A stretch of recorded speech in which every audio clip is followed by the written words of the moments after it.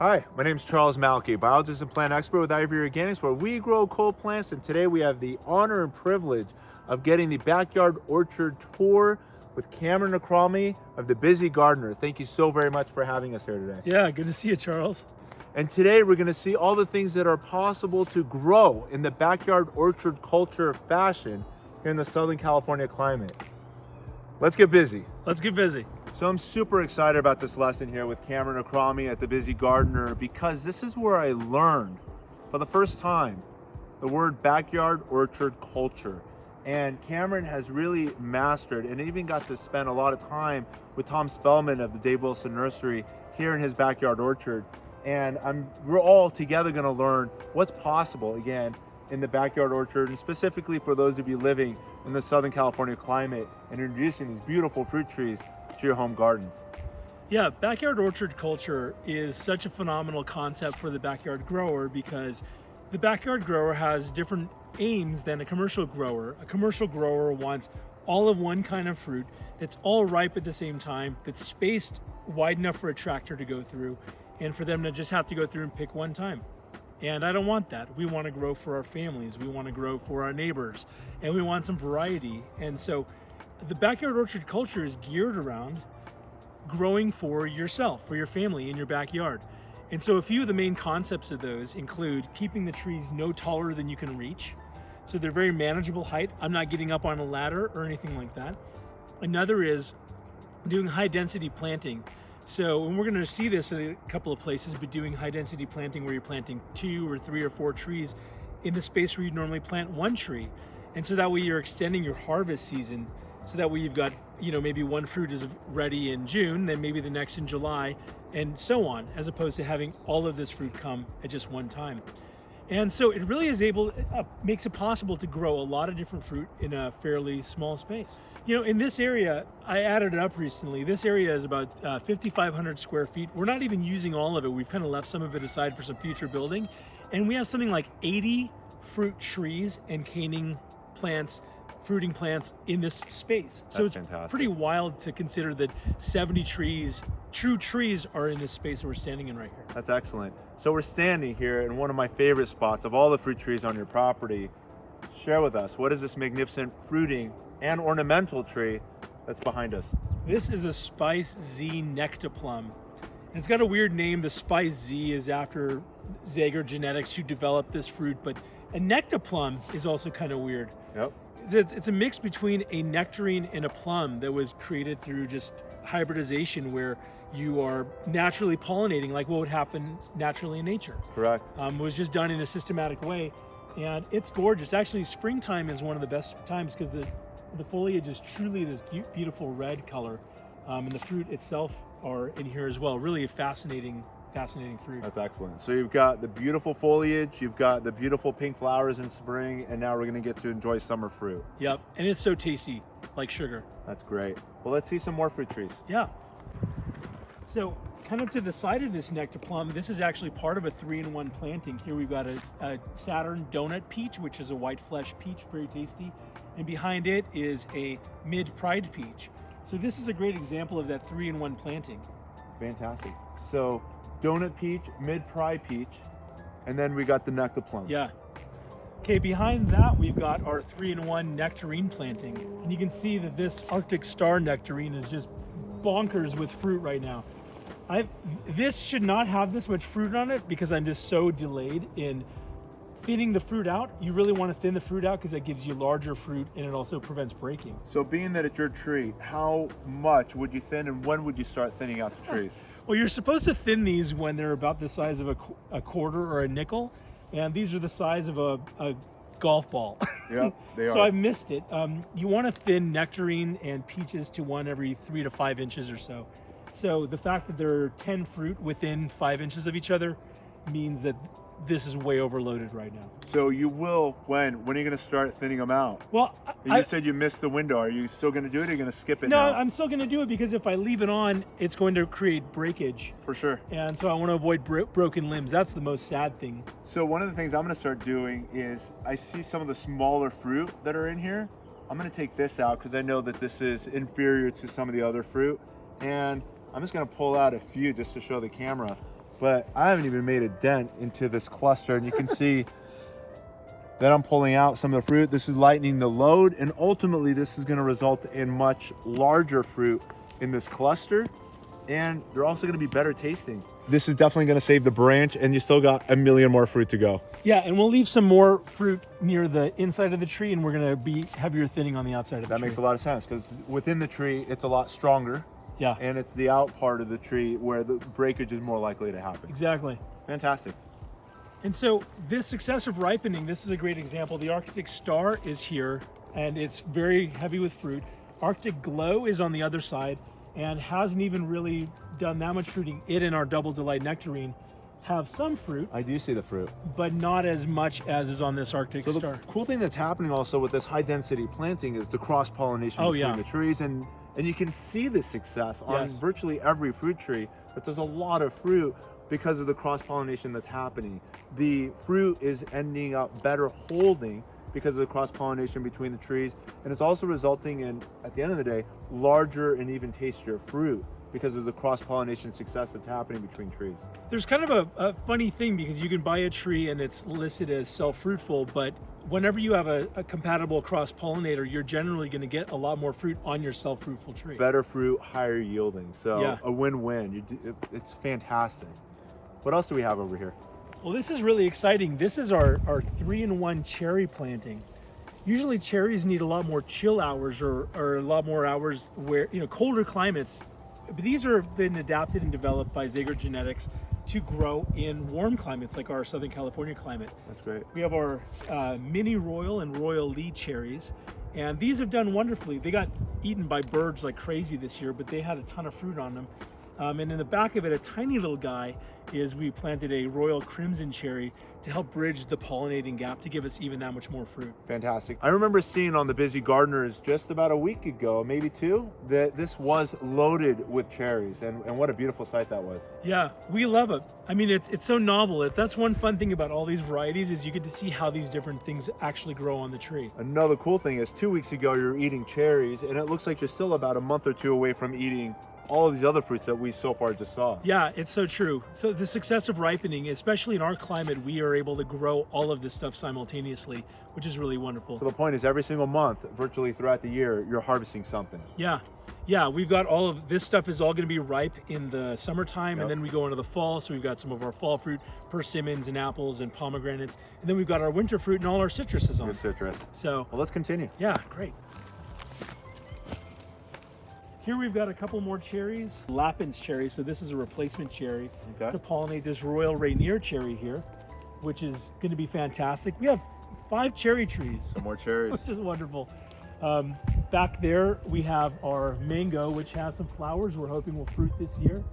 And we're looking forward. I see a couple little fruit at the top. Behind you, Charles, is this gorgeous passion fruit vine.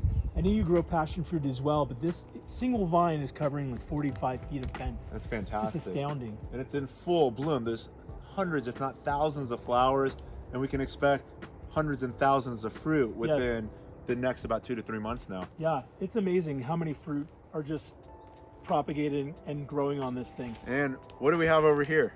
Here's our 3-in-1 apple planting. Now, we haven't had terrific success with apples in our climate. There are a couple of low chill apples like this Dorset Golden Apple, which I recommend for anybody in a warm climate. In addition to Anna is another apple, but we have Anna, we've got Granny Smith, and we have Fuji over here. And they've been a little lackluster compared to some of the boomy growth we see in a lot of these other trees. It's still also just mid-May, and I know some of them are just pushing out their blossoms. So the apples I know are usually last on the curve of developing. So it's going to be interesting to see how these develop growing in the summer.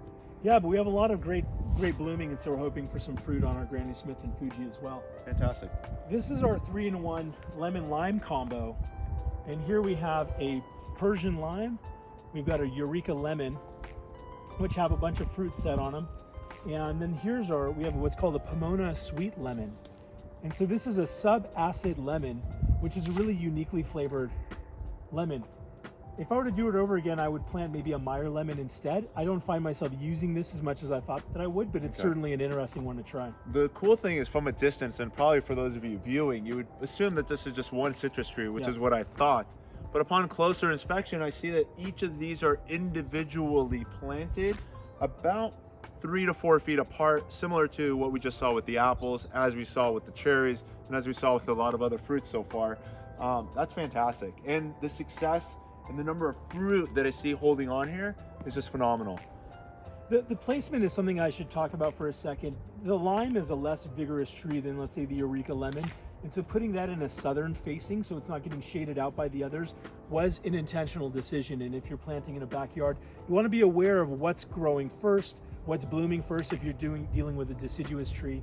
So placement actually does matter a little bit. I want to emphasize that one more time. So the sun is up in the sky at this angle. Yeah, it's coming from in this direction. I knew just because of what you're explaining and the fact that the shorter plant is in the front. Had it been the reverse, then the shorter citrus would have been shaded if it was in the back by the larger structure. So again, this is very mindful of you and thoughtful of you for strategically planting the less vigorous in the sunny side of the plant and putting the more vigorous, larger structure in the back.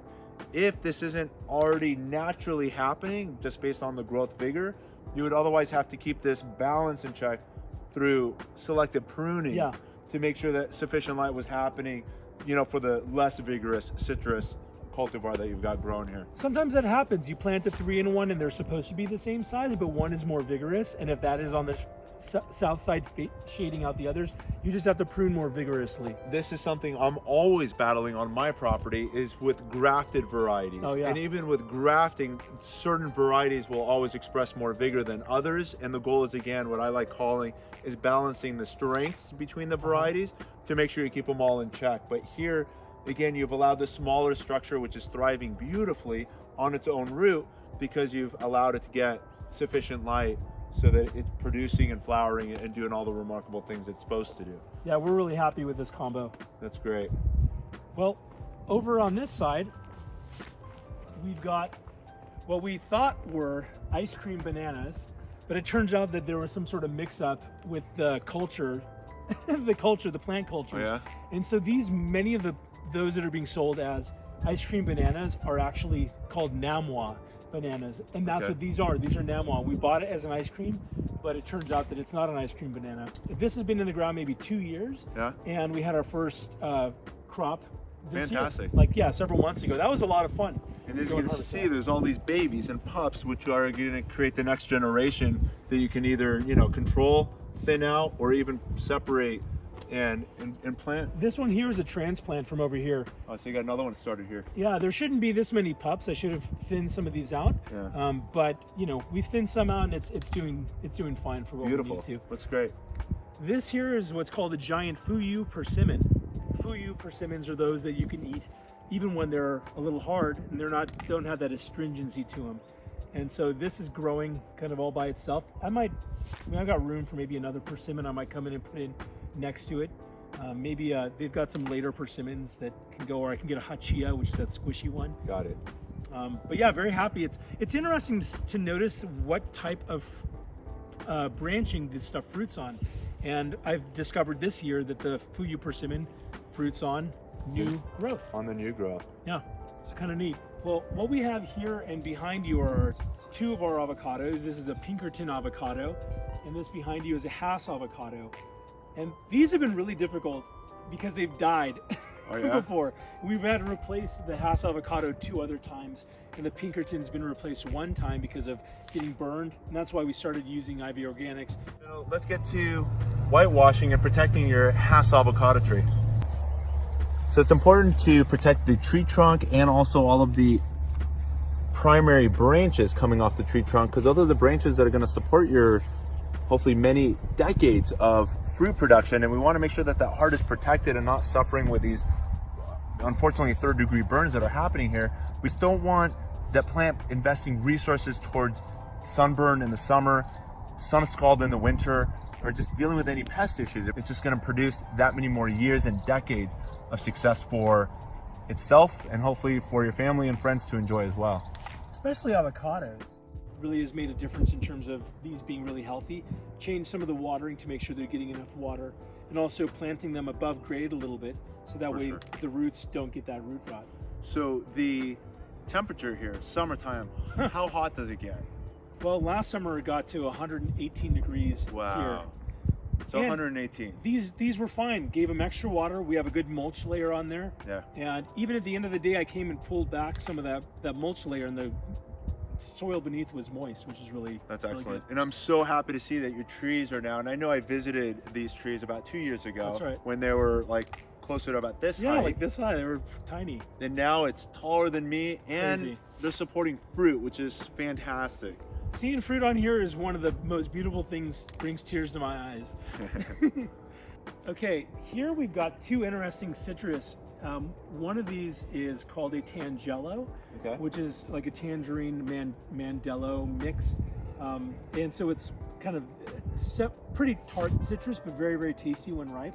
And then here we have what's called a cocktail grapefruit hybrid, which has all of the positive things about grapefruit without much of the bitterness. It's very sweet, fantastic. Very juicy. Cocktail. I actually like this. I don't like grapefruit normally, but I really, really, really like this type of citrus. It's all set fruit this year too, which is wonderful. We had hundreds, if not thousands, of fruit here. Some of these aren't going to make it. Some of these little yellow ones weren't fully pollinated, but in terms of fruit that's going to hang, we're loaded this year.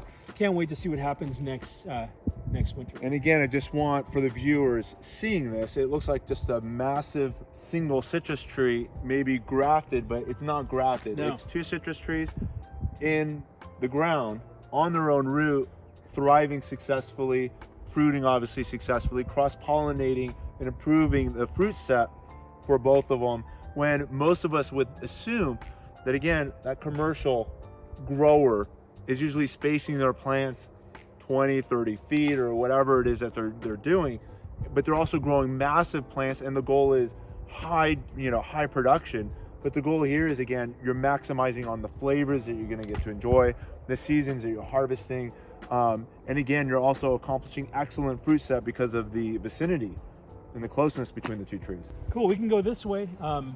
This is really exciting. This is our Wirtz avocado, and they sometimes call it little cado. And this is terrific for a backyard grower because it's a natural dwarf. So instead of getting 50 feet tall, this is going to be 10, 12, 14 feet tall. Fantastic. And we can just let it grow to its natural height. That's great. And it's thriving, it's growing so well. I'm so happy to see that. Yeah, something to note with avocados is that you actually want to leave the leaves of the avocado at its base, because those decompose and give the tree needed nutrients, and you'd have to do foliar feeding if you didn't do that. Absolutely, it makes a lot of sense. And what do we have over here? Oh wow, this tree is an interesting one. This is a favorite of our family, and so many people haven't heard of this before. This is a Jujube. Jujube is not those little candies that you get at the movie theater. Yeah. Although it is those things that just lock your teeth together. Yeah, yeah. Jujube is sometimes called the Chinese date, and it's a small little fruit, maybe the size of a date. And it's crunchy, but very, very sweet, very disease resistant, very pest resistant, and very drought tolerant. It can survive in it actually likes warm climates without a ton of water. And this is just a fantastic fruit. Now I see it's thriving very well. The whole top half, I can see all the new growth. It's pushed out at least another 2 to 3 feet of growth in just the last couple of months. So very happy, full of blossoms. These have a unique smell. If you can get close and smell that thing, smell those blossoms. Sometimes they have a sweet, almost like Jolly Rancher type smell if you find one that's just opened. So kind of an interesting thing. Some of these have already set fruit, so we might be past that stage. We've got some other citrus I'd like to show you. Here, if we come all the way around here. So we've got a number of different citrus, different types of oranges that give at different times. This is a Tarocco blood orange, and there are some of those that are blood oranges, some navel oranges, some semi-blood oranges. So there's a lot of variety in Southern California, especially for citrus, and they can be planted close together. Like I planted this Tarocco blood right next to this Valencia orange. And so you can do this multi-planting. There's some really exciting ones on this side I'd love to show you. That's fantastic. And the cool thing is, again, it's mid-May and there's citrus, and citrus is usually associated with winter. Yeah. And here we are now, mid-spring going into summer, and there's still citrus to harvest. Yeah. A lot of options with citrus. Let's keep going. But here we have our boysenberry and blackberry trellis. And so we've got just boysenberry and then triple crown blackberry. This is again using that successive ripening. Here we've got some already fruited boysenberries that are flowering and fruiting, and our blackberries haven't yet begun even flowering. And so this is nice to have some berries over a few months. That's fantastic. There's at least 100-foot long stretch of just berries that you're going to be enjoying. Yep. This is an interesting multi-grafted, multi-budded 4-in-1 pear. And so there are 4 different types of pear that are grafted onto this single tree. So we'll have red Bartlett, regular Bartlett, Comus pear, and dwarf Flemish. And really a unique thing. I love that. Footprint of 1 fruit tree and enjoying 4 flavors of fruit. Yeah, normally I would say if you got only space for a tree, generally I'd say if you can swing it, plant multiple trees, 3 trees. But if you can truly only have 1, a multi-budded tree is a great option. Excellent. These are 2 of our plueries, which are these plum cherry hybrids, Sweet Treat and Candy Heart. And these are both really wonderful, very productive and tasty. We're going to be planting a 3rd Flavor Punch, but it just hasn't been planted yet. I've got it waiting in a pot. So that's going to provide even more pollination for our pluery. This is our Santa Rosa plum. We had to prune this pretty extensively because this is so vigorous.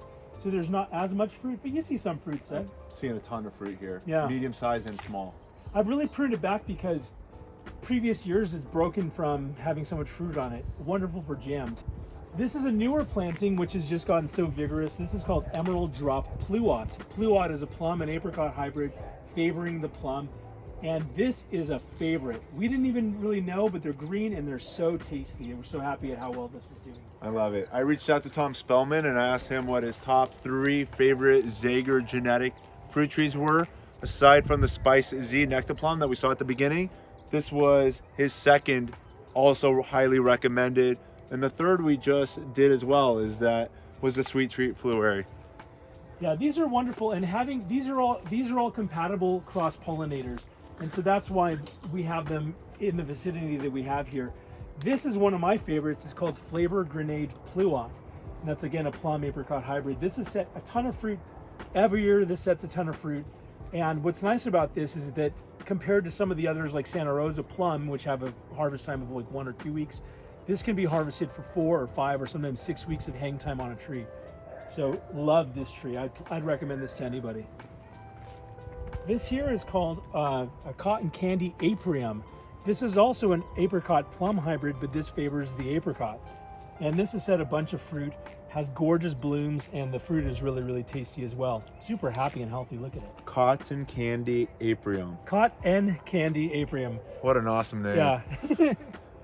This is our Picotem. This is something that we did some grafting on. We're going to be putting it looks all chopped up over here. Yeah, here's the rest of it over here.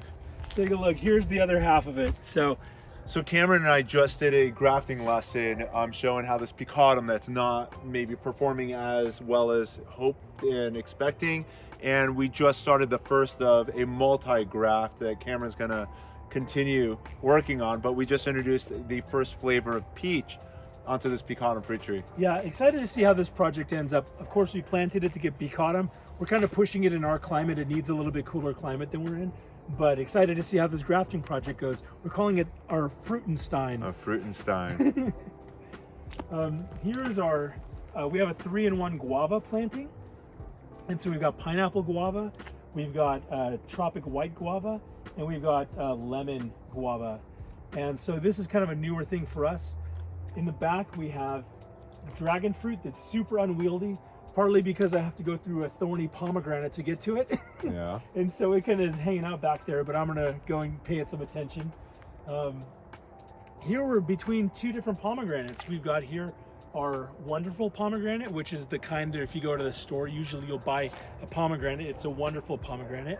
But this one is called Parfionca pomegranate. Oh, fantastic. Parfionca is a fantastic, absolutely our favorite. It's a taste favorite, and you should plant it if you're going to plant just one pomegranate. Behind us here, we've got some more passion fruit, shielding the yard and also providing some tasty fruit. So I hope this lesson has inspired you to grow more fruit. Cameron, you've inspired me in more ways than you know, and I truly appreciate all that you've shared and taught us and educated us. and it's awesome to see what's possible, and I'm more motivated now than ever before to bring more stuff into my backyard orchard. And for those of you that have not yet subscribed to the Busy Gardener YouTube channel, I'm putting that link down below this video description for your convenience. Be sure to click it and subscribe, and don't forget to hit the push bell notification too to stay informed of all of his lessons as soon as he makes them available. As always, keep growing with Ivory Organics, and wishing you all happy gardening. Happy gardening. And stay busy. Thank you, Cameron. Do it. Rock on.